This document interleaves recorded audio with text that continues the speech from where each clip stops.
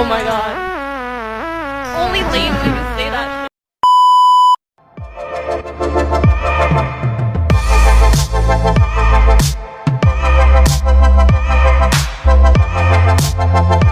Assalamualaikum warahmatullahi wabarakatuh. Perkenalkan, kami dari kelas 10-3 kelompok 4 akan mempresentasikan tentang asuransi. Sebelumnya, perkenalkan nama saya Nadia Failiana dan rekan-rekan saya Hilma Wardatunisa, Sophia Beatrice Kriswanto, Erwan Heri Prihardi, Sultan Ali Gufron, dan Rustiawan. Di sini kami akan menjelaskan tentang pengertian, fungsi, jenis-jenis, kelebihan dan kekurangan, contoh perusahaan, dan mekanisme mengikuti asuransi. Yang pertama, ada pengertian asuransi.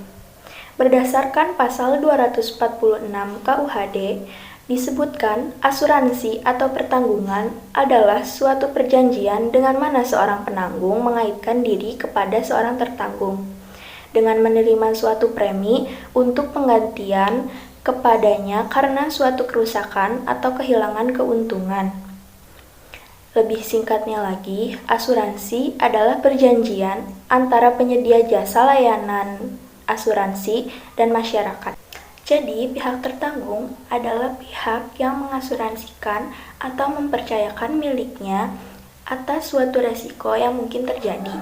Sedangkan pihak penanggung atau penjamin adalah pihak penerima pertanggungan yang memberikan jaminan sepenuhnya kepada pihak tertanggung. Apabila terjadi musibah yang menimpa dirinya atau barang miliknya sesuai dengan persetujuan yang disepakati. Fungsi asuransi. Fungsi asuransi terbagi menjadi dua. Satu, fungsi utama, yaitu mengalihkan atau membagi risiko dan pengumpulan dana. Melalui asuransi, seseorang akan mengalihkan atau membagikan risiko atas hidup dan harta bendanya karena sesuatu yang tidak pasti kepada perusahaan asuransi. Adapun mengenai pengumpulan dana, premi yang telah dibayar oleh kita akan dihimpun oleh perusahaan sebagai dana untuk membayar risiko yang terjadi.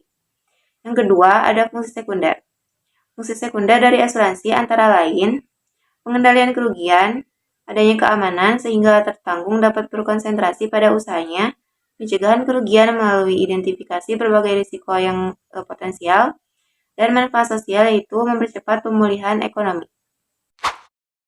Ya, di sini saya akan menjelaskan jenis-jenis asuransi. Asuransi sebelumnya dapat dibagi menjadi dua jenis, yaitu yang pertama dari segi sifatnya, yaitu asuransi sosial dan wajib.